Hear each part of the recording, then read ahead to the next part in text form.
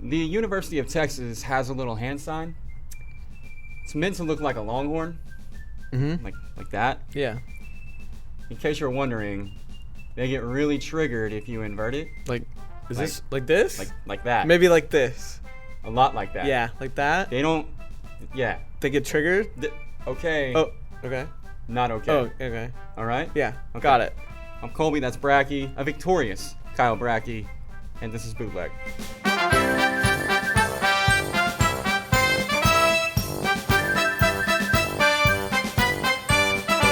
On today's show, we'll welcome back our Georgia Bulldog whisperer, Michael Gunter. He'll talk dogs and playoffs. We also have a handful of college football picks that don't suck this week. They will not suck. Confirmed. I'm pretty confident about that. But before we do any of that, I would be remiss if we did not lead off the show with a little talk about West Virginia's massive win on Saturday, which, in my opinion, the game of the year in college football so far, definitely the ending of the year in college football thus far. And our man Kyle was at the game, so broad subject, dude. I'm going to let you just run with it, and I'll follow along wherever you'd like to go. Okay, thank you for the floor. It was the best college football game I've ever been to. And it, you asked me that, after morning after the game, and I, took a second, and I was like, yeah, it really was. Just the importance of the game, the atmosphere of the stadium, over 100,000 people, one of the biggest crowds they've ever had. And then just the ending and the guts it took to make that call. And by all accounts, it was the plan the whole time that the offense took the field. And they said, if we score, we're going for two. We're going for the win. And it was a back and forth game. There was a point there early in the fourth quarter, maybe even to the middle of the fourth quarter, it looked like they were going to ice things. And then we put a nice touchdown drive together to tie it. I'm like, okay, one stop. We got this. And then they hit a really nice double move, and Ellinger just dropped a dime in there for a long touchdown. Hey, could you please Yeah, sorry about that. That was very unprofessional of me. Sorry about that. But and then we get the ball back with a little over 2 minutes to go, and I felt confident that we could move the ball. It was just whether we were going to get into the end zone. Not much time. No, not much time at all. 90 seconds. Isn't that right? Yeah. And then Will that pass to Gary Jennings. It was a dime of all dimes. It was incredible. He left both of his feet to throw that. It was weird. It was a little well, it's jump. he looked and all of a sudden he was like, holy shit, that guy's super open, and he just had to get it out real quick. Yeah, he didn't have time to really set his feet. Well, also if he hadn't, Jennings would have landed in the student section. Very accurate, yes. Yeah. So Jennings gets a foot down, and I'm going nuts. And then it was okay, wait, calm down. We got a minute to extra point. And I look on the field, and sure enough, the offense didn't even think about leaving the field. And I'm like, okay. And I was not I saw people afterwards, they were like, we should not, I don't care if we got it. We shouldn't have done that. We should have gone to overtime. I'm just no, I was absolutely fine with the call. I was just super nervous because I wanted us to get it. So I was like, okay, focus back in. Gotta rein it back in. Locked in. Yeah, stop being happy. And it was funny because I'm very superstitious, and I was there's 5 of us in our group, and I made everyone get back in the positions they were in during that touchdown drive. Olivia was sitting down all nervous, and I had my hands in my pockets, and I made my sister had kind of moved to another section, so I made her go back there, and it was crazy, but it worked. Yes, it worked. So we get ready to run a play, Texas calls timeout. And then we come back out in the same formation. We just flip it to the other side of the field. And they run that slant to Sills, and I lose my mind. I'm going nuts. I had no idea Herman called timeout. It was so loud in there. You couldn't hear it. Oh, no? You couldn't hear it. So on my laptop with my headphones on, I heard the whistle. No, you couldn't hear it. And everyone was going nuts. The 10 West Virginia fans that were in our section were going nuts. And then Olivia's brother, he was like, no, they called timeout. I was like, oh my God, they're going to stop us. It's that is the most West Virginia thing of all time. We got the matchup we wanted. We execute perfectly. He catches it, perfect throw. Oh, wait a minute, Herman called timeout. Which was pretty genius on his part. Oh, absolutely, because we got our All-American wide receiver on a backup freshman corner One-on-one. About like a 6-inch height advantage as well, right? Yes. One-on-one, and Sills and Greer beat everybody with that slant route. Mm-hmm. They have for 2 years now, and no one's going to stop it. So they call timeout. And I love that we didn't try to outsmart ourselves. West Virginia, that is. Come out in the exact same formation. All 3 times we lined up to run that two-point play, it was the same play. Just the one time we switched the side of the field that we had the trips wide receivers on. Yeah. And Herman even said after the game, I was not expecting that. Well, the cool thing, I know I was going to let you go. I do want to interject, though, because absolutely. This is my favorite thing about that play call. Not just the fact that, first of all, Dana Holgorsen with massive cojones to go for 2 in that spot anyway, because your whole season, it's not like West Virginia, right. 3-loss team, nothing to lose, go for it. Whole season rides on that. Mm-hmm. So there's that. But the play call was one of my favorite parts, because after the fact, little recon learned that this particular 2-point play is their go-to 2-point play, where they put Sills isolated on one side, they go trips to the opposite side, and basically Greer has 5 options on the play, which is obviously Sills is a get-open route, either a slant or a fade, and then on the opposite side with the trips, they go screen, stick route, and the last option on the play is for Will Greer to keep it and run a quarterback draw. Yep. And so not only is it Holgorsen having the confidence in his team and the courage to go for it in that spot, but then having the confidence in Will Greer is ultimately what it came down to. Because he just basically was like, I trust Will to make the play, whatever the play is. Right. He did not, like, Holgorsen and Spavital don't tell Will, like, hey, do this. They're just like, we're calling this play, and whatever you see there, you take. And he played it perfectly. So they come back out, and I mean, he immediately tucked that thing. He, did the one step and then immediately tucked it. And having watched it like a million different times from like 75 different angles, I'm convinced because he kind of goes right into the line at first and then bounces it. Thank God. I'm convinced he did it on purpose. Oh, you think he was setting him up? He sucked that linebacker in that had moved out to cover the slant. Yeah. And then by the time the linebacker realized because he's much smaller than the offensive lineman, so he gets behind him, and then he kicked it out. Yep. Linebacker was nowhere to be found because he got sucked in. I don't know. Maybe I'm overthinking it. No, it provided the perfect symmetry to the play he got injured on last year. Basically the same play, same corner, same team. Yep. Way different result. Just way different result. Yep. And I proceeded to lose my mind again this time, and I was like, kind of waited a second. There were no flags, anything like that. And then, of course, there ended up being a flag and I don't have a problem with, now we're going to kind of get into the horns down thing. I don't have a problem with the second unsportsmanlike conduct penalty that they got after that one, because it was like 7 West Virginia players that pretty much ran up to the student section, and Will threw the football. So he crossed the goal line. Oh, you got to throw a flag on him for that, but it was so worth it. Yeah, because he just, it was I don't give an F. Fastball off the back of the wall. Yeah, it was I don't give an awesome. F, and then runs up to the student section. He's going horns down, and like the sideline videos are great because people are just like yelling every obscenity at him in the world, and he's just looking back at him with the horns down. And you pointed out to me too that he passed the West Virginia athletic director en route to that fastball off the back the fastball went like right by Shane Lyons, and then like all the players just running by Shane Lyons as they're all just flashing horns down. So then that's kind of where I want to go to next, because that was like, it's almost the story of the game, and it's kind of rejuvenated this topic of whether horns down is as disrespectful as the Texas fans want to make it to be, and if it really should be a 15-yard penalty. So I just kind of want to I want to break this down kind of step by step. And the first being, what is this? What is this? Okay? This is a Texas fan pretending that their hand is a steer. Yeah. So pretending that's not a real steer. No, it's not. It's your hand that you manipulated to look like what you think is a steer. Mm-hmm. And that's all it means. That is literally all it means. It does not have a meaning like the middle finger has a meaning. The middle finger means, hey man, F you, or F what you are, what you stand for, and all this stuff. Yeah. Thanks for bleeping that out for the kids. Yeah, of course. This is a steer. Or your hand pretending to be a steer. It means nothing. It means absolutely nothing. And when you do that, when you throw that in everybody's face every 2 seconds of a football game, or of anything that you ever do, people are going to mock it. Yeah. It is exactly like Florida in the Gator Chomp. The Texas Tech and so Oklahoma State to the side. Yeah, Texas Tech straight up. Tech is not trying to recklessly fire their weapon at anybody. Oklahoma State does not care. They will fire at anybody. Yeah.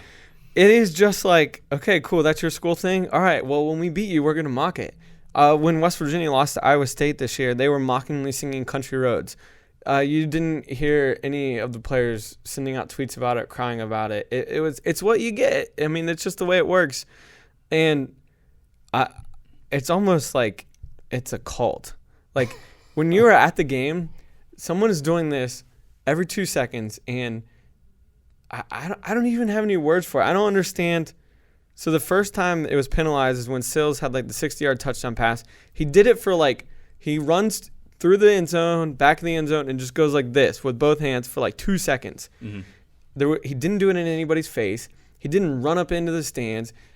He wasn't just like running up and down the sidelines going like that. He just did it once like that and then went back to the sideline. And they immediately threw the flag.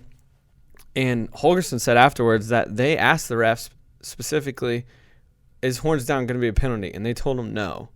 So he was pretty pissed about it. And maybe the greatest video of all time on the sideline. I'll try to find a tweet of it and throw the tweet in there. Oh, I know where one is. Okay. But he's yelling at the refs about this during the TV timeout, and he does like the horns down thing as he's like talking to him. And then, for those of you who don't know, there is a hand signal with your middle finger that... Can I do it? Am I allowed to do it? Yeah. Okay. Go ahead. So this is the state of West Virginia. There's the Northern Panhandle and the Eastern Panhandle, and there's Parkersburg. I'm from about like right here. So that's a good geography lesson. He did that to the official. And he said after the game, he's like, I mean, we have a hand signal we can do too. It just means the state of West Virginia. He's like, he's clearly like saying to the ref, like, hey, I'll do this. It honestly looked like he was like telling the same story too. Like, well, here's Parkersburg and here's Morgantown. And I know, right? And it was just hilarious that he gave an official the middle finger during a game, and the official just like was standing there talking to him. I'm glad he got that one because I think every other official in that game was looking to throw a flag for sneezing wrong. Yeah, absolutely. And I mean, there were bad calls on Texas too, but I just don't understand when that became a penalty because you can sit there and watch Oklahoma, Texas, and an Oklahoma player does it maybe every play. And, I mean, was there one called this year during that game for that? There was a thing, and I should have done the research on this. Something happened in like 2002 or 1. Kewan Jones scored against Texas and it was into the Texas end zone. And he went 2 hands, and they were super not happy about it. And I think that after that, they said that Oklahoma players couldn't do that during the game anymore. But that was 17 years ago. I don't know if that's still a thing now. Seems like we forgot about that. I had not thought anything else about it until the West Virginia game. I don't think anyone really had. It was just like, okay, this is what people do when they beat Texas. And then all of a sudden, we're getting penalized for it. But here's my thing. Why? There appears to be anyway, such a sense of entitlement with UT in that you're not allowed to say or do this certain list of things to them because that's not nice. But they're so fragile. Yes. Can you even imagine Oklahoma State fans getting upset? It's Bedlam Week, by the way. Right. Do you think that if someone were to invert a pistol, that they would be upset? No one would even know what that is. Right. Texas A&M does the thumbs up, the giggle thing. Yeah. Do you think that if someone scored against A&M and went thumbs down, that they would flag that? No. When you're playing Florida and you score against Florida and you Gator chomp, mocking their Gator, they don't flag Well, that was the thing. Spencer Hall, he tweeted, I watched Mizzou players mock that for 3 hours today, and not a single one was called. Huh. And they shouldn't be. No. It's just like you're just doing something with your hand. It's a hand signal. How much can it mean? Like, I don't know. That you really get triggered by this? Yeah, the answer is yes. They do. I know, but it just blows my mind, and I don't understand why it's such a big deal. And, I mean, we were like mockingly in the stadium. We were like, well, they shouldn't be able to do it at all. If we can't go like that, why can they go like this? Well, speaking of guns up, why can Oklahoma State and Texas A&M simulate a firearm? That is a firearm, and you're supposed to get penalized in the NFL if you simulate violence or firearms. So why can you do that in the college game? Maybe Tech should be allowed to because they're just firing into the air, but Oklahoma State is haphazardly firing into the crowd. That's right, yeah. Until they clean up their act and go straight up. Yeah. They gotta. I don't know, man. It really is this sense of entitlement thing, and the Big 12 protects them time and time again. That's a theme. That theme is the reason that Texas A&M plays in the Southeastern Conference now. I get it. They're one of your cash cows along with Oklahoma, but not the highest grossing athletic department in the country anymore, though. They're not? Texas A&M. Oh, that's ooh. Yeah. Wow. Texas, according to Forbes. Gig 'em. Yeah. Thumbs up. Thumbs up. So yeah, we were walking out of the stadium and Olivia was just flashing it to everybody that would look. I can't even imagine her doing that. Oh, I know, it's right? so hard for me to put myself there. So some lady turns to her and she's like, "Do y'all have your own hand signal or do you just like to mock ours?" And it was just like the most condescending thing. I super wish that she would have thrown up the West Virginia. I know, and we didn't. We were really nice. We were just like, no, we just like to do that, just like kind of being sarcastic back. But just the whole. So they look down upon West Virginia is what it honestly comes down to, and I'm sure now they don't with Oklahoma as they see them as a peer. Which is funny because, never mind. No, you're right. I know what you're gonna say, and you're right. But I really think that they look down upon West Virginia, and I felt like that the way with our interactions with fans there. It's not like they were personal though, because it's like I was telling you earlier, it's everybody. Like they treated Texas A&M like little brother, and Texas A&M again, most valuable football program in the country, and Texas fans treated them with this sort of deferential, "You're our little brother, you're an obnoxious, go away." That's their MO. I mean, I think a lot of people just in their minds look down upon West Virginia because of all the stereotypes, and I could care less, and it does not trigger me one bit. It actually makes it even sweeter when we go into your 100,000-seat palace and go for two in the ballsiest college football move since I don't know when. But, I mean, it was just awesome. It was so much fun. So, backstory, I was at the rugby weekend in Chicago at Soldier Field. Shout out to Flo Rugby if you're a rugby fan. Yeah, we got check it England out. Against New Zealand coming up this weekend. It's a massive game, so you should definitely tune in for that. And so I was watching everything on my laptop in the press box, and I'm trying to message Bratke because on college football Saturdays, this is like my That's primary, what we do, yeah. It's my primary sounding board, and I'm getting no response to anything, even before the game. So I'm just having to live vicariously through his Instagram story. And then the game starts, and I'm kind of halfway paying attention to it. And then at the end of the game, I just couldn't help it anymore. I'm just firing off just letters and stuff. It was awesome. I liked coming back and having 15 messages to read. So at 3:30 in the morning, so I had the first flight out of Chicago the next morning. So my alarm went off at 3 a.m. And Bratke responds to me at 3:30 while I'm in the Uber on the way to O'Hare, finally replying to my text from the night before because he was still awake. I went to sleep for 2 hours, and then I woke back up, and I could not get back to sleep. I was just, you don't know how many times I searched Dana Holgerson on Twitter just to see what everyone was saying. And then all these videos were coming out of the last couple of plays. People were putting the Titanic music to it and finding new angles of. The Titanic thing is my favorite thing. Oh my gosh, it's so great. It makes everything so much It better. really does. Stuff I don't even care about. I was like, wow, that was really cool because the Titanic music was behind it. But, and then after the game. Are you getting to Tom? I am. Talk Tom? Okay. Yeah. This is my favorite part. Let's talk Tom. So we talked about him last week being a hardo with Gundy and running 60 yards across the field. He didn't need to do that. That was so unnecessary and just looked ridiculous. But anyways, I digress. After the game, and this was really weird too because I watched most of the press conference because I wanted to kind of see how this came about or whatever. He was very complimentary of, he opened up the press conference. He was like, wow, heck of a college football game, right? And he's not wrong. And it was. And it's just one of those crazy ones that he just happened to be on the wrong end of. But it would have been fine if he just kept it at that. And he was very complimentary of Greer and Sills and Jennings, wide receivers, and everybody. But then just unprovoked,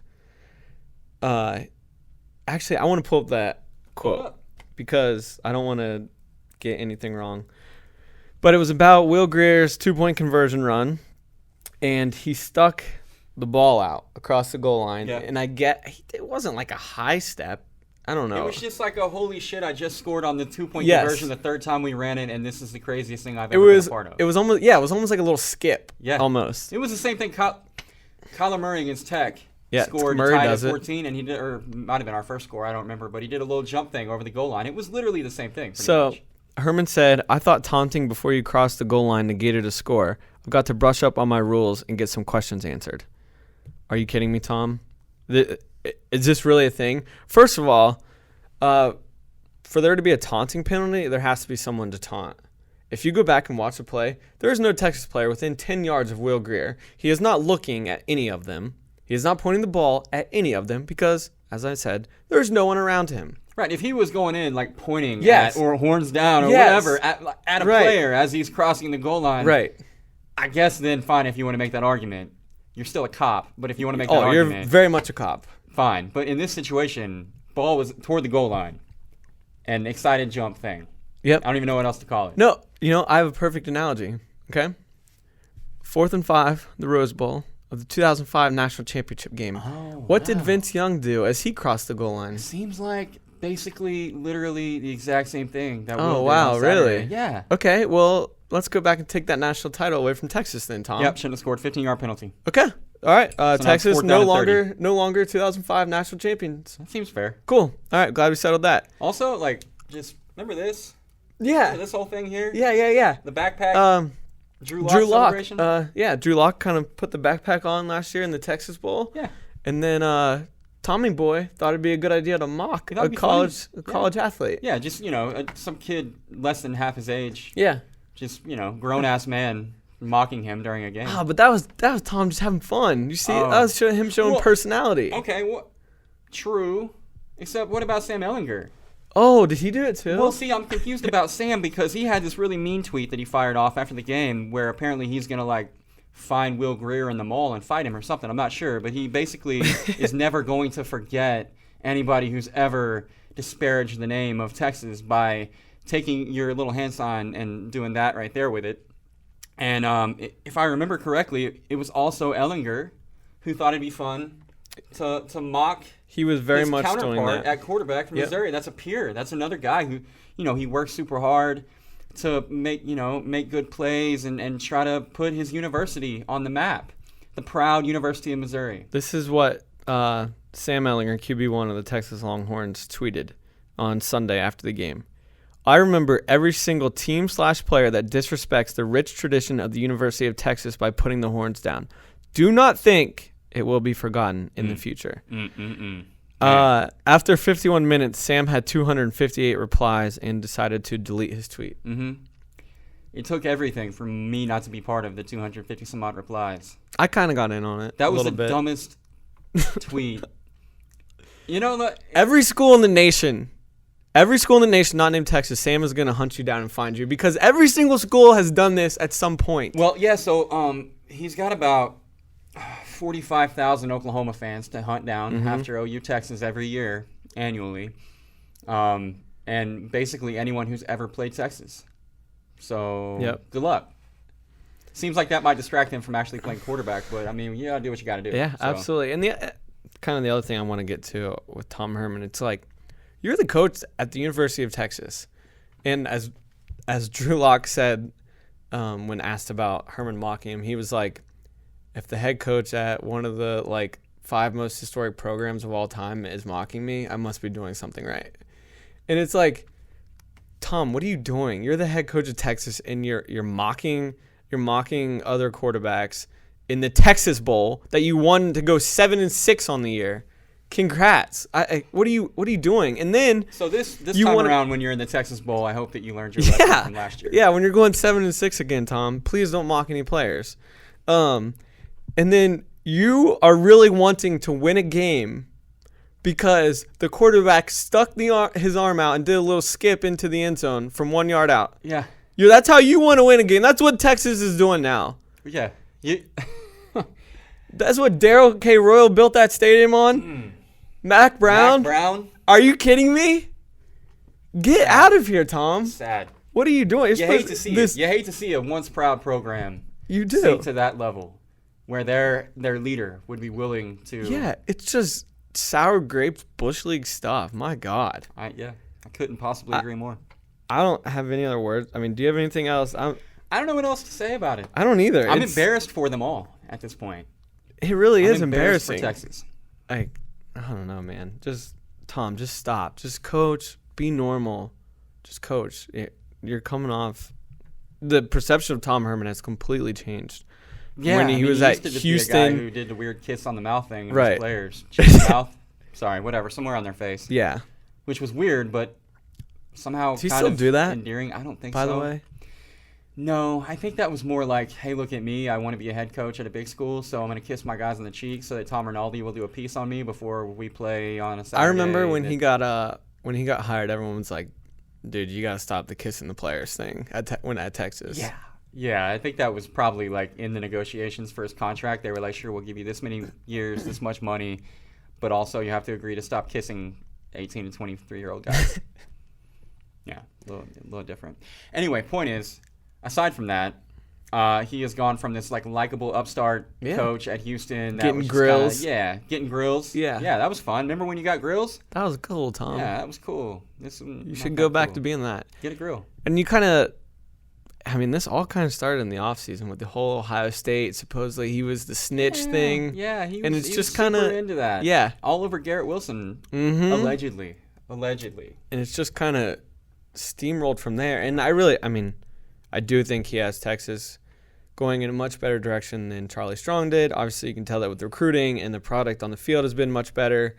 And having been to a game 2 years ago when under an old AD, and they've really tried to make game day experience a much better thing. They have this thing called Bevo Boulevard now, which is actually really cool. A lot of vendors and food and selling beer and everything. And the game day atmosphere is much better. The program's going in the right direction, but Tom keeps doing things like this that make him look really bad, and the country just turn on you. And I told you this, West Virginia's been in the Big 12 for like 7 years, and probably a lot of this has to do with Texas not being that good since we joined the Big 12. It was like, they're Texas, whatever. Like, obviously we want to beat them, but it's like, I don't know. I didn't have any rivalry with them like Oklahoma has or anything like that. And that's quickly changed. I now understand why Oklahoma and everyone else in the Big 12 does not like Texas. Well, now we can officially welcome you to the Big 12. Thank you. That's my explanation for the weekend. Like I said, it was the greatest football game I've ever been to. It was just incredible, and one that will go down in history of West Virginia football.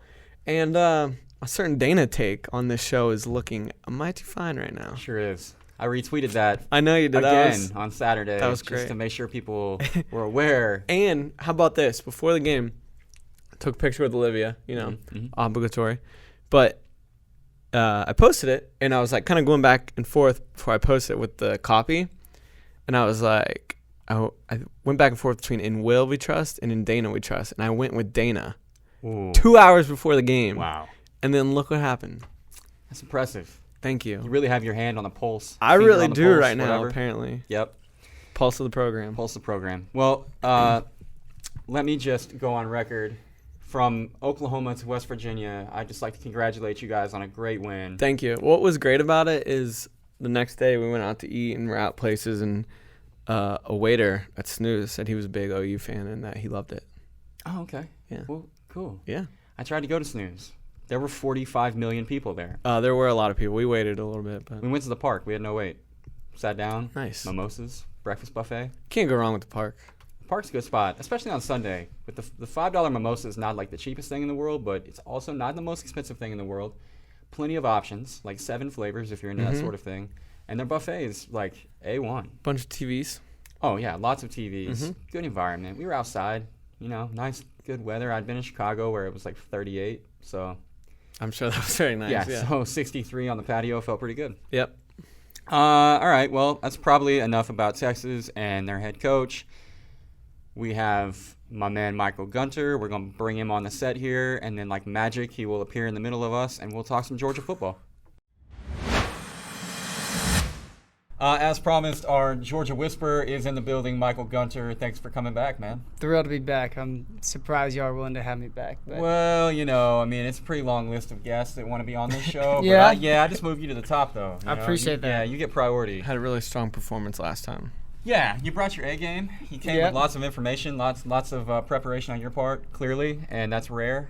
Like, Bratke and I don't even really prepare for the show. We just kind of show up. Okay, so. I thought you were saying it was rare that I would be prepared for something. No. So. Well, but rare for anyone at this desk to actually prepare for this show. Gotcha. We shoot from the hip.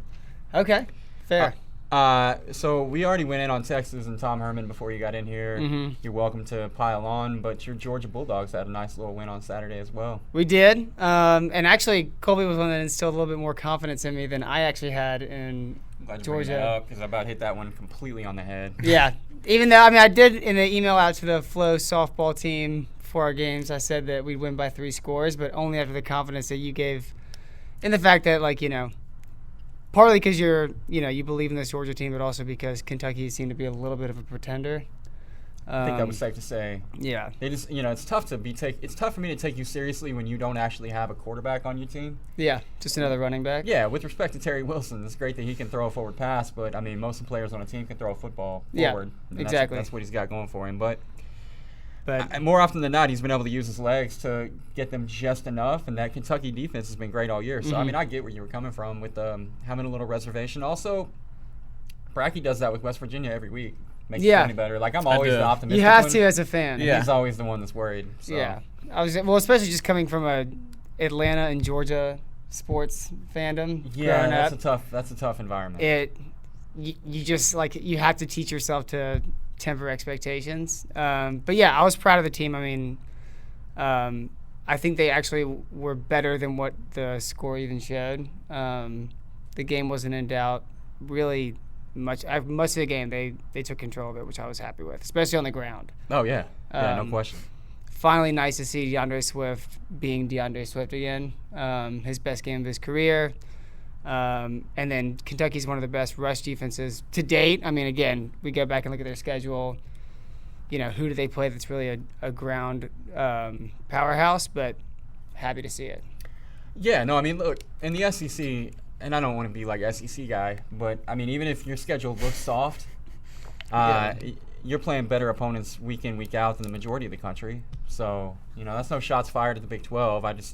Or the Pac. Yeah, the shots fired at the Pac-12 for sure. And the ACC. And the ACC. The ACC's trash this year. Okay, so basically what I'm saying is the SEC is better than everybody else, and the Big 10 and the Big 12 are kind of far behind, and then everybody else is trying to be there. So point being, Kentucky is what they are, and they beat some teams that have run the rock well against other opponents. Mm-hmm. So I have a lot of respect for what Mark Stoops has done at Kentucky, and I think that they have a really great defense. And I don't know that you guys so much exposed them as you've just been really strong up front on the offensive line of late. Mm-hmm. Which, feel free to disagree. That's my interpretation.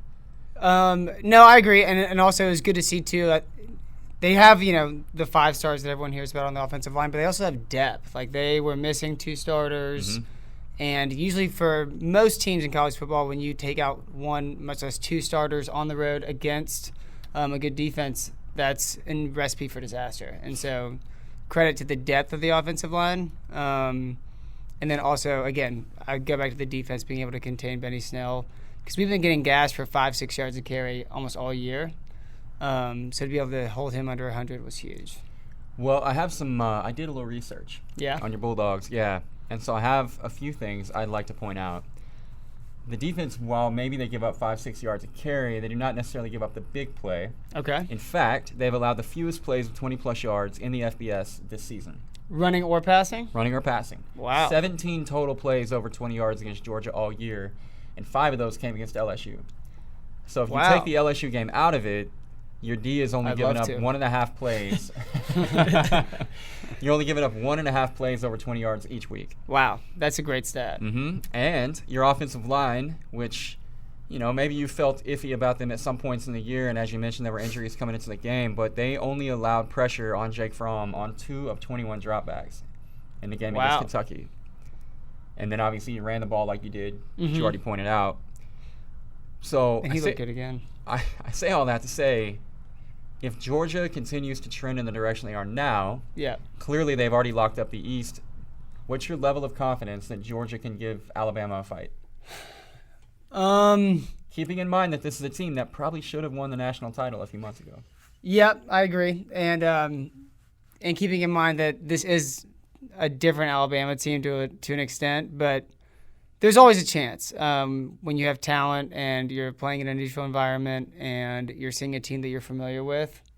So I think the two biggest things are health. So Georgia's trending in the right direction from a health standpoint, getting the offensive line healthy, getting the running backs healthy. A couple of wide receivers have been dinged up. So if everyone can come back healthy, I think that's a good start. And then, like you said, the youth just continuing to get better and better.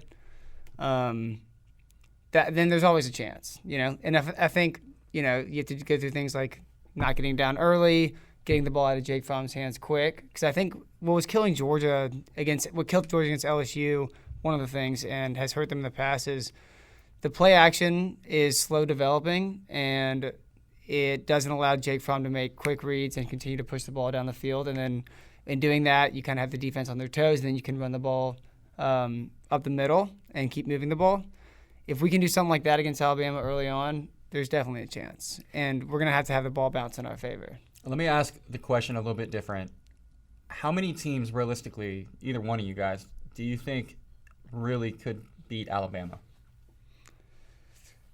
I mean, to be honest with you, and I'm not a Michigan guy, Michigan might be I think Georgia is just from a talent standpoint and how they match up, just the consistency on both sides of the ball when they're playing well. I think they would be my first pick.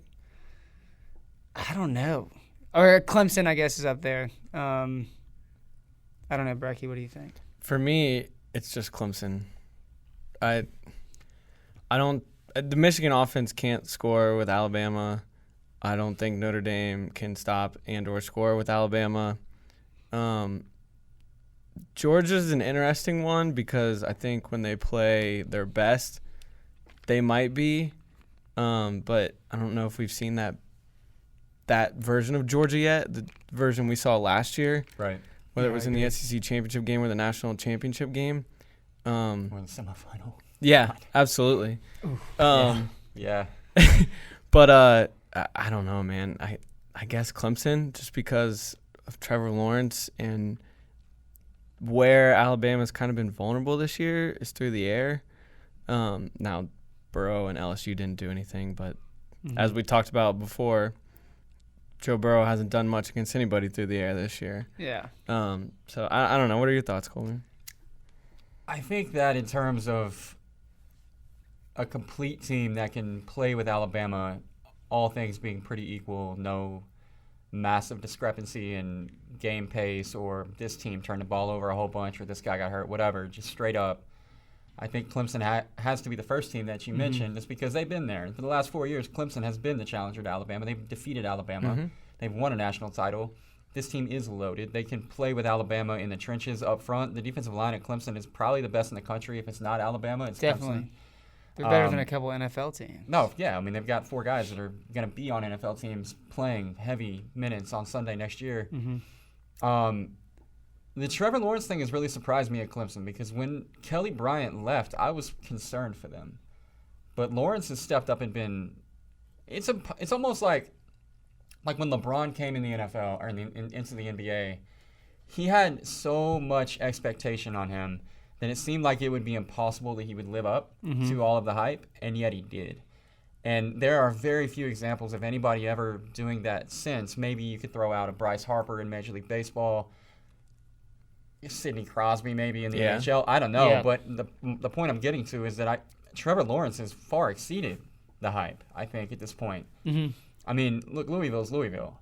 But 10 guys scored in that game last week. And Trevor didn't even have to do much because he put them out early and it was over. Clemson has the killer instinct. I think that you need to be able to go into a game with Alabama with your – not that LSU was scared. They weren't. They don't have the firepower. Clemson has that attitude that LSU had, but they also have the firepower, I think. I mean, look, Trevor Lawrence has got more weapons than anybody, save for maybe Oklahoma, offensively in the country to go to bat against Alabama. So I like Clemson.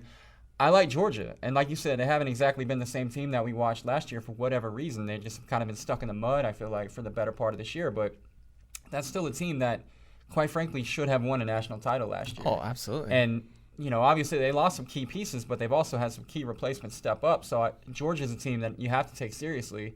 Beyond that, Michigan's defense can play with Alabama. Can their offense? I don't know. Oklahoma's offense can score with Alabama, but their defense is going. Tua's going to score every 3 plays. So I don't know. I think it pretty much begins and ends with Clemson and Georgia. I don't think there's really anybody else that can go toe to toe with Bama. Yeah. Now, if Oklahoma gets into a fight with Bama in a 1 versus 4 in the playoff, you got to punch your shot. You got Kyler Murray. You're going to score.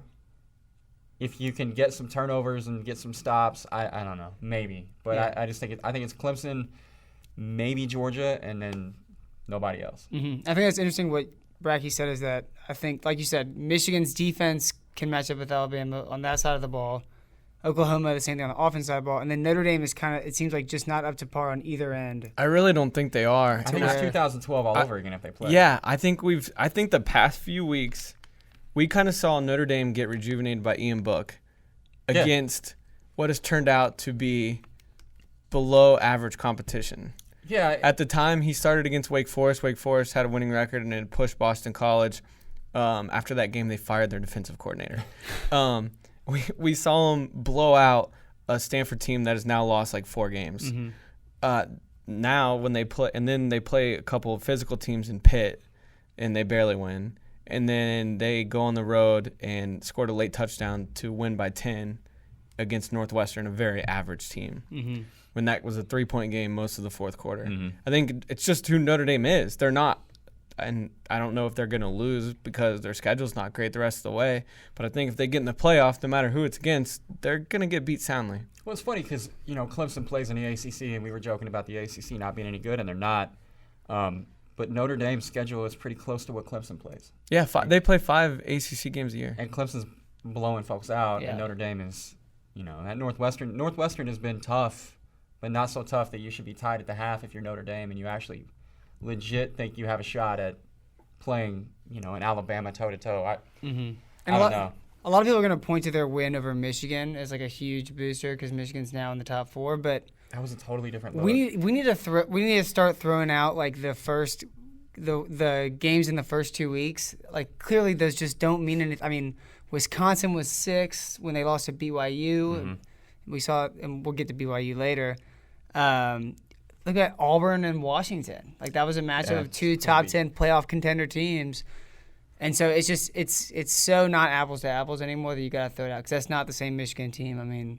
No, not Shea at all. Patterson's first game with this team. Well, it's funny because it's like they tried to run. They put. Ian We Book talked didn't about even this. They basically put Shea in the same type of offense that like O'Korn and what's his name? UCLA guy. Yeah, I whatever. can't think of his name. Yeah, that's how good he was. No, that's going to drive me crazy that I can't think of his name. I'll get it. Yeah, Google that for us.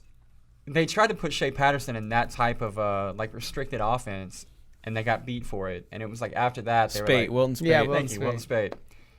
After they took the guardrails be off an of UCLA offense. Yeah, I don't get that. So anyway, after they took the guardrails off, Shea's been Shea. So maybe he gives them.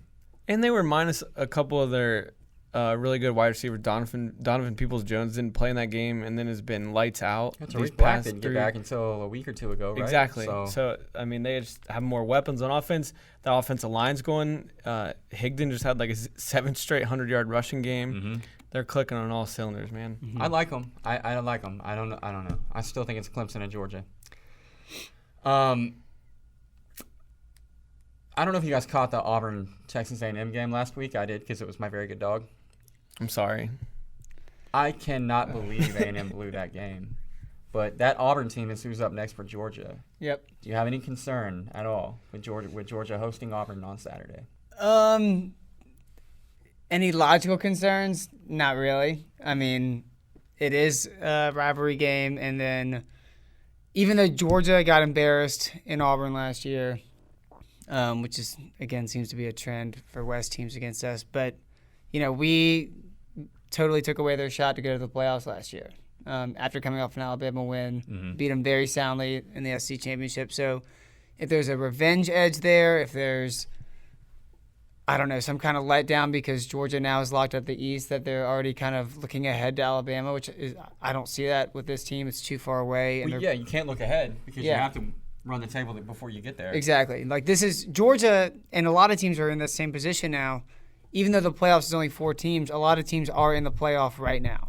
And Georgia is one of those teams. And so I think they'll approach this well. I like the matchup. I don't see – their offense just has never hit their stride. Auburn's hasn't reached their potential. Jared Stidham has looked off all year. We talked about this last time I was on here. We talk about it every week. Yeah. And it's a night game at home. I think the crowd will be into it, especially after the last 2 weeks. I think Georgia should be able to take care of us. I'm not too worried. So the last Georgia-related question I do have for you is regarding Justin Fields. We talk about this every week. Yeah, I know. I expected to see more of him than I have this year, and I wonder. This is no diss to Jake Fromm, but the team that has had the most success challenging Alabama has been Clemson. Yep. Who did it primarily with Deshaun Watson. Fields is cut more in that Deshaun type of cloth where he brings more to the table offensively than does Jake Fromm. Would Fields give them, had they hypothetically given him a chance to develop throughout the season, would you feel like that sort of a dual threat quarterback would give Georgia a better chance against Alabama than will Jake Fromm? I definitely think he has the potential to raise the ceiling. I think we've seen the ceiling with Jake Fromm, and the ceiling is high. Don't get me wrong. I mean, we're a play away from winning it all last year with Jake Fromm as a freshman. The ceiling is the roof. The ceiling's the roof. That's good.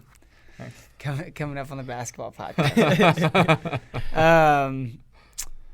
So I want to say yes. I mean, it's unfair because I haven't seen enough to say yes. You would think that it would give us a new element and a new kind of wrinkle in order to beat them.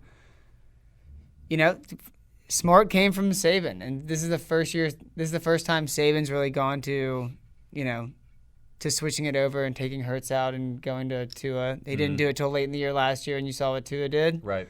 So I would say yes. I mean, it's unfortunate that we haven't been able to watch Fields kind of progress earlier on in the year like we thought we would, especially when we were blowing teams out. We wanted him to take more series. But, they gave him a couple of wrinkles against Kentucky. The first passing play he had, he had the freshman feet. He had a couple of receivers open. You can see Mecole streaking across the middle, wide open, but immediately feels pressure, tucks it, and run, which is natural for a freshman, much less a freshman that can run a 4.5. Yeah. Yep. So maybe. I mean, 3 weeks is a lot longer than it sounds, and maybe he can get some serious reps and they can throw wrinkles in there. And then, I mean, I'm also hoping that Georgia hasn't exposed still like the entire playbook if they need it. Yeah, well, I mean, I feel like their game plan has been pretty conservative thus far. Totally. So that bodes well. You keep collecting W's and you don't show anything. Yeah, assuming they have it. But yeah, I mean, I told you, I think I have a hard time envisioning this team with both these quarterbacks on its roster next year, just considering, they both want to play on Sundays. They both can play on Sundays, and only one player is really going to be able to run a team. I don't think we've ever seen a effective 2-quarterback system where both quarterbacks are complete quarterbacks. Tebow was not a complete quarterback when he was playing on that roster. He's now playing baseball, but they just ran it differently when both of them were in there. No question. Alabama said they were going to do 2. Clemson said they were going to do 2.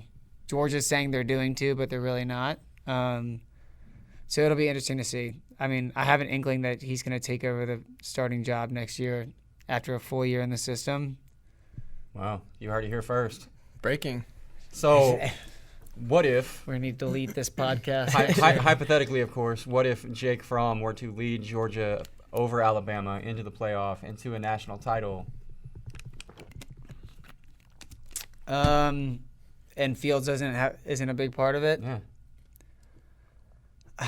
I don't know. I mean, the thing is, just with the transfer rule, is it worth sitting out a full year to start at least 1, potentially 2 with Georgia? I don't know. I don't think it would be, because then Jake Fromm again is starting next year when Fields would be sitting out if he transferred. Mm-hmm. And if Fromm if Fromm goes to 2 national titles, possibly, with the chance of 3 the third year, he could go early. It's possible. And that's a whole nother discussion there. So I don't.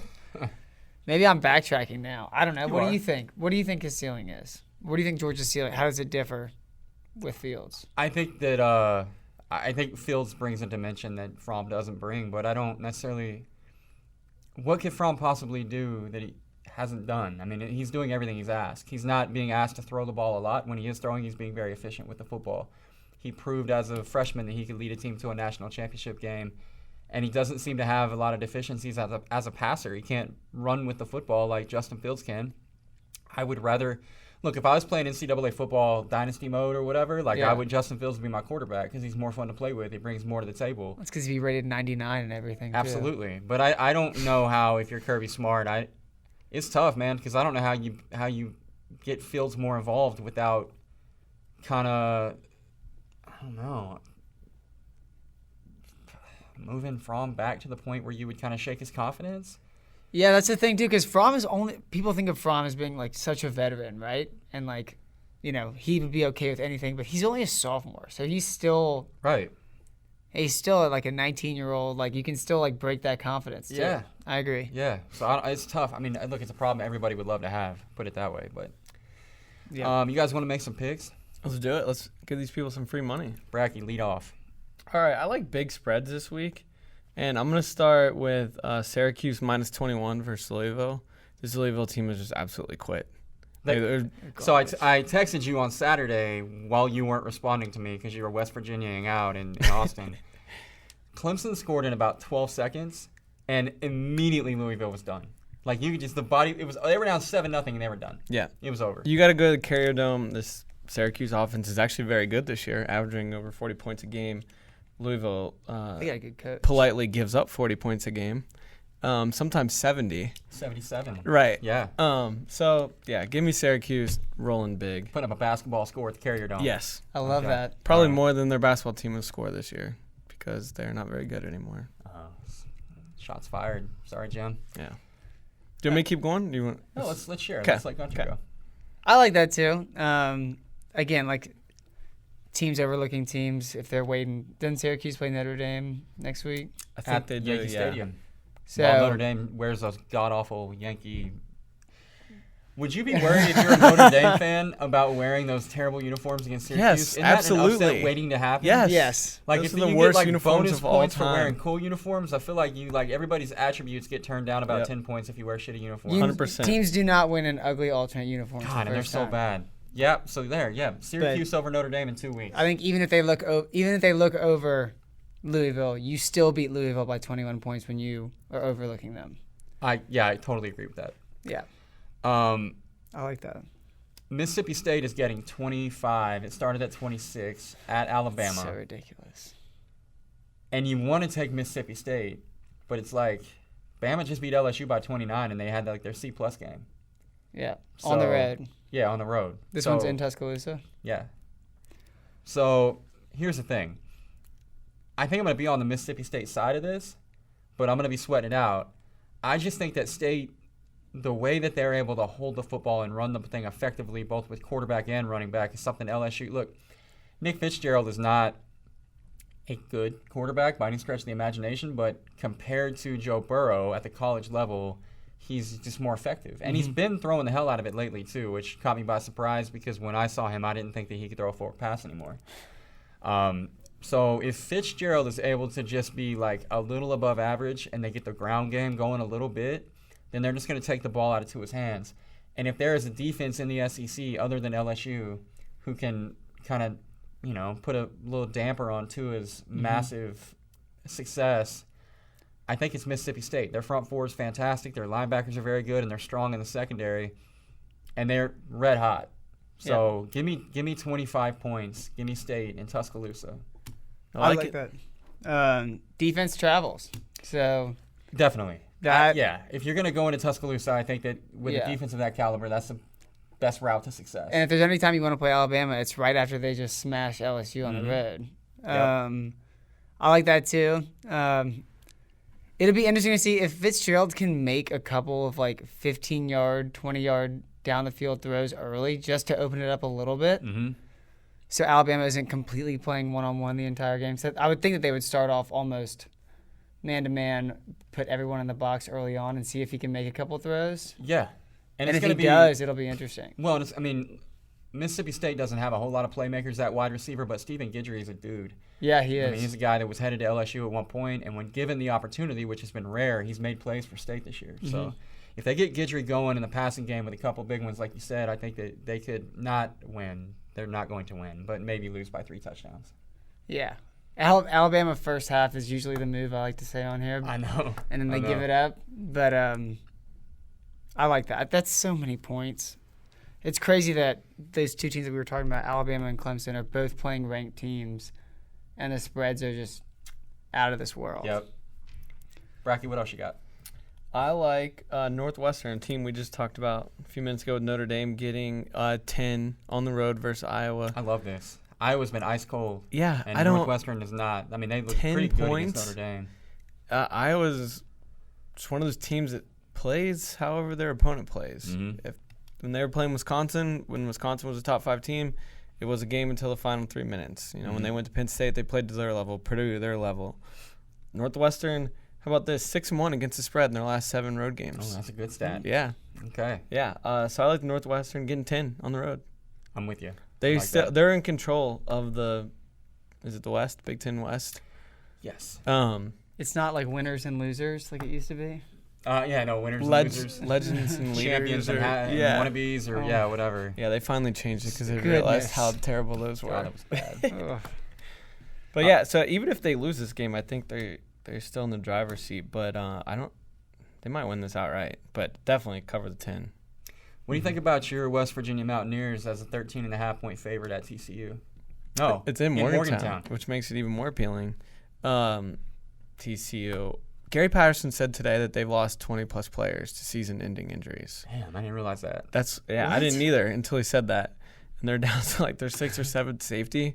That does not bode well for Will Greer and that offense. They do not look good either. No, they just look. The offense can't score. They beat Kansas State 14-13, I think, last week, which is gross. Game. Oh, my God. Yeah, so I'd like that. I'm a big West Virginia fan this week. I mean, not a fan. I am a proponent of betting on West Virginia. You like that side. Yeah. Mountain Dew you. Mountain Dew you. Let's get it. Gunter, you got another one? I wish I did more research. I wish I had you did my too. computers with me. I like so the only team in college football to cover every game this year is Well, it was Washington State. Mm-hmm. They didn't cover last week? Nah. I like them again.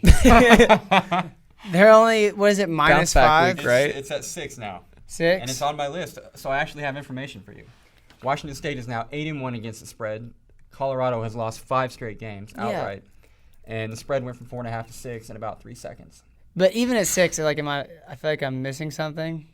Yeah, I feel like this is going to be one where the line stinks and you feel stupid about it later, but I just can't. Yeah. I can't fathom a way where Washington State doesn't beat Colorado by double digits. They look good. I mean, even the defense isn't awful.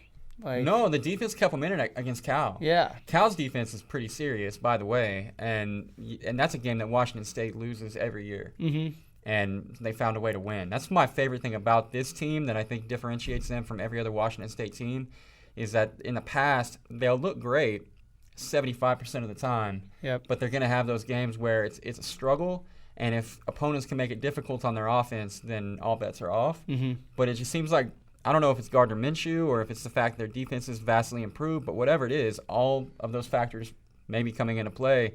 Washington State is a team that you can be pretty comfortable with handling their business now week in, week out. Yeah. So, plus it's in Boulder, kind of a sleepy crowd. It's not exactly a tough road environment. Sleepy. Sleepy, yeah. Lost 4 in a row, I think.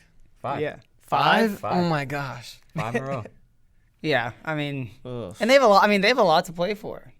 Yeah. It's not like this is just a pretty good ranked 15 to 20 team. Washington State's in it. I mean, we listed out the things that have to happen for them to get into the playoff, and none of them are insane. And there's a lot of stuff, but like none of it's outside the realm of possibility. So they, they have everything to play for. So yeah, love the Washington State pick over Colorado.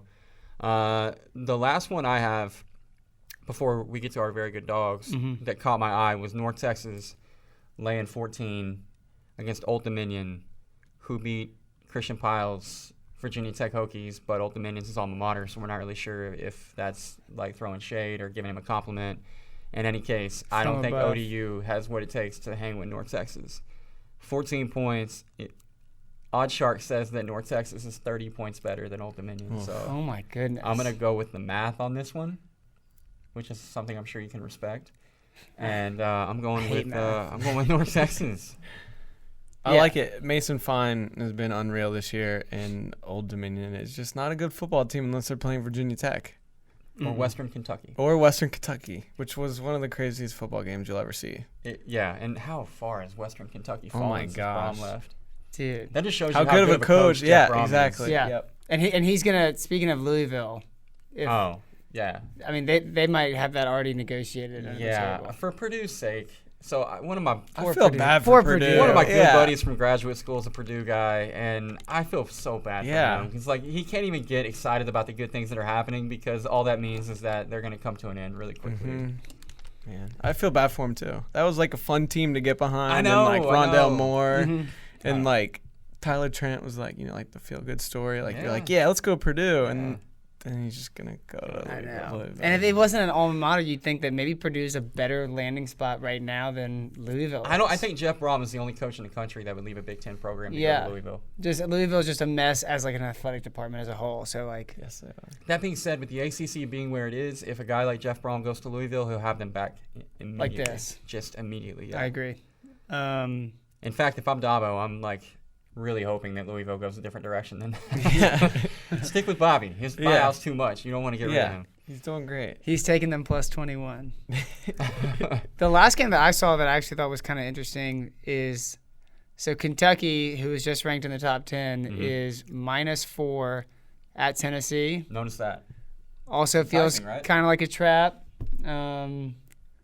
But, it's not like Kentucky's just going to – I mean, this is still one of the best seasons they've had in a long time. This is still one of the best defenses in the SEC. Yeah, Benny Snell is still going – this is his senior year. Like, this is still like a proud football team going up against a very, very bad offense. Or just, team as a whole. What was the Charlotte score? Not impressed. Like 14-3, I think. Yeah. That's gross, too. Dude. Also gross. Get out of here with that. Well, and two, like, look, Benny's going to be able to – Snell, he's going to be able to run against that Tennessee defense. That's not Georgia. Like, there will be places for him to run. I think Benny has a big day, and I think Kentucky wins by more than 4. I'm with you on that. Last one I had, another big spread, but it's Utah State, who has just been absolutely murdering people. Dude, they're good. They are good. They're better than UCF. It is a huge number. I had to get that one in. I love it. It's -31. But San Jose State is one of the 15 worst teams in the country, and Utah State. Do you keep a running list of the worst teams in the country? I do, and all of my mention on here are in. Maybe I'll start doing that. You should. I feel like I'll do the bottom 15. You just prey on the crappiest teams in college football. Yeah, it's easy money. Okay. They average 50 points a game, which is second only to Alabama. And San Jose State's just not going to score enough to cover that big number. I don't disagree with you. So. That means I got to score 20 points? They're not going to. No way. I like that. It's a good find. I don't know where you found that. I was just looking down through the lines, saw that one, and decided to do a little research on it. This guy, man, he's a big research guy. I am. All right, so last time that you were on the show, you didn't have a very good dog, which was very disappointing because we had to kick you off before this segment. But I know. I was today, embarrassed. You have one. I so do. You can stay. And not only that, Thank you can lead off. Okay. My very good dog, so I'm going out on a limb on my first time, so this will determine how you ever get to do it again. Yeah, how long it takes for me to get back on here. Is UMass against BYU. Which you can watch live on FloFootball. Wow. Yes, and that's unrelated. How? I'm not saying that you have to sign up and watch it on FloFootball on Saturday but exclusively. If you did, I wouldn't hate it. Exactly. 13.5-point underdogs. BYU is skidding. And, dude, UMass can score. They can, no question. I think Marquise Young is a guy that's going to play at the next level. Really? I really do. He's a complete back. And not only is he, I think Marquise Young has a path to becoming like a quality third down back in the NFL because if you watch UMass, they do a lot with him out of the backfield. Mm-hmm.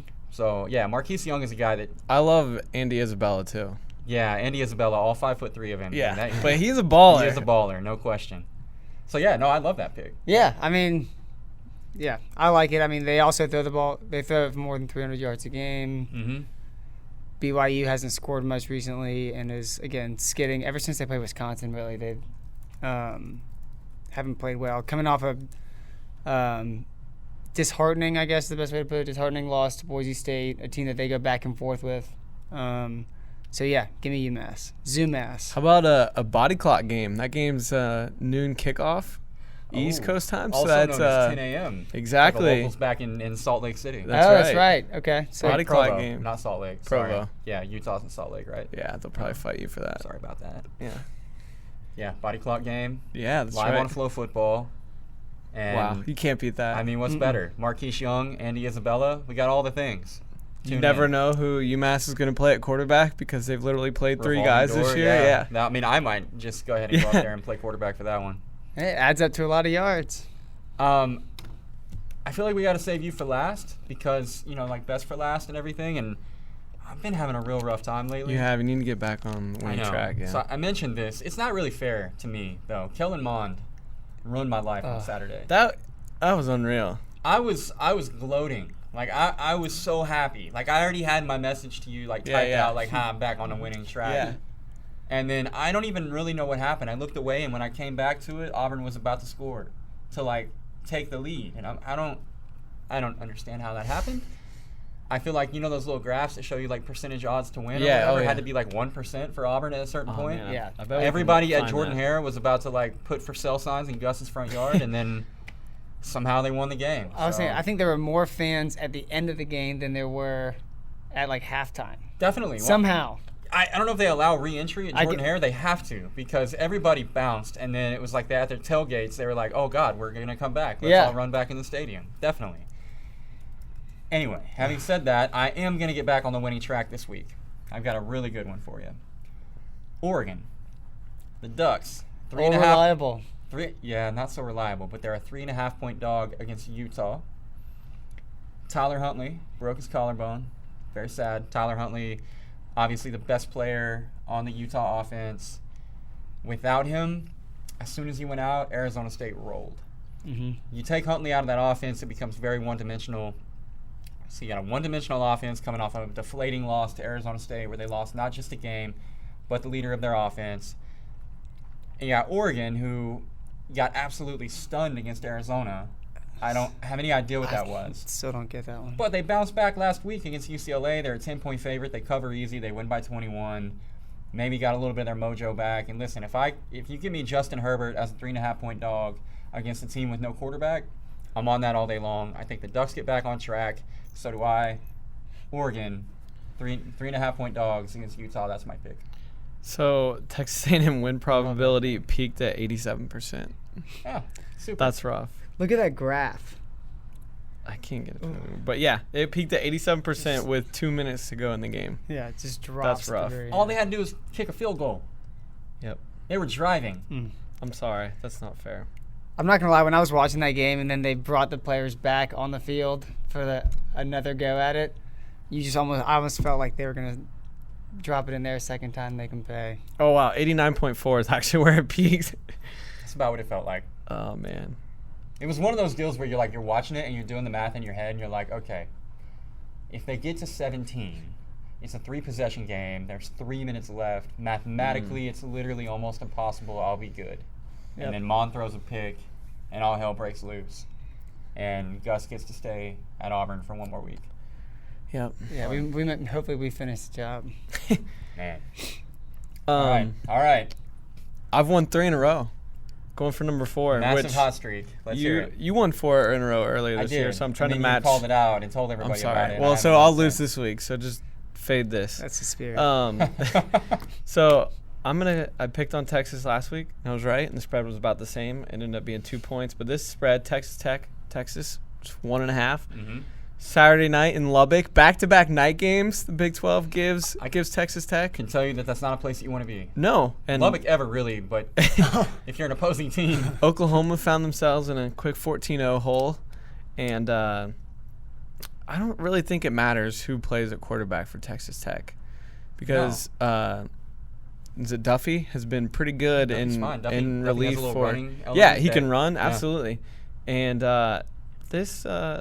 Lubbock is that black hole that just like sucks defense out of everybody, and I mean not that Texas has much defense to be sucked out, but they shots fired. Yeah, well, listen to this: the past 3 games, they've given up 578 yards, 502 yards, and 532 yards. And sorry, I wasn't listening to you because I was. No, all good. Past 3 games, they've given up over 500 yards. Oh, that's a lot. And over 300 yards through the air.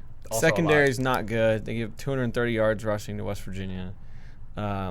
Give me Texas Tech in that offense, and Texas continues to slide. And Tom Herman will probably find something new to cry about. Probably. Ooh. But, they'll be back in the Texas Bowl, so he can mock Drew Lock again. He can mock Drew Lock again. I swear it's like you're listening into our conversation at lunch. We had the exact same conversation that I was considering taking Tech. As my good dog, and then you said, man, it doesn't matter who plays quarterback for them. I know. It doesn't. I really don't think it does. Wreck 'em Tech. Yeah. I'm here for it. I like it, too. It's a bummer Bowman had to be hospitalized, though. That guy's good. I know. It sucks. I don't know what's up with his lung, but it needs to get its shit together. I agree. But in the meantime, there'll be another quarterback that's just throwing the ball for 500 yards a game. Yeah. No big deal. Yeah. Don't forget to like, rate, subscribe. Do all the things. Tell your friends. Tell your relatives. Tell your relatives' friends about our show. I think it's pretty decent. Maybe even like above average. Above average. Like on a scale of 1 to 10, what would you rate it? Like a 7? Maybe 15. Yeah, I would say 15. 15? Mm-hmm. Yeah. Okay. When Gunter comes on, then we got to bump to like 17, right? Oh, stop it. Oh, okay. Bedlam Saturday, so pray for the Oklahoma defense. Pray for my sanity. Special thanks to Herschel Walker for signing the Georgia helmet on the desk today. Oh, yeah. Very nice touch. Yeah, shout out to Herschel. Yeah. So I'm going to try and get a couple more from – my dad loves to make these as a little hobby. So I'll try and get some more when I'm back home. The more the merrier. I think we're just going to pile them all up. I like it. Where, you can't even see us. We have to yeah. That'd be perfect, yeah. And we can just wear some also. I would love to wear one for the duration of a show. Yeah. Mm-hmm. Problem is that Oklahoma helmet's like an extra small. The Ohio not really sure what very tight grown adult can wear that thing, but the Wisconsin one though, that 2XL, it fits on my can wear head, that so one. Yeah, that one's all right. Did I miss anything? It's like on good. PTI when they ask Stat Boy Stat if Boy, they made yeah. any errors. Yeah. No, I made all the errors for us today. Okay. Great. But I appreciate you checking in. Yeah, of course. All right, well, we'll be back next week. Some of us in some form or another, and until then, horns down. Go Dogs. Boomer.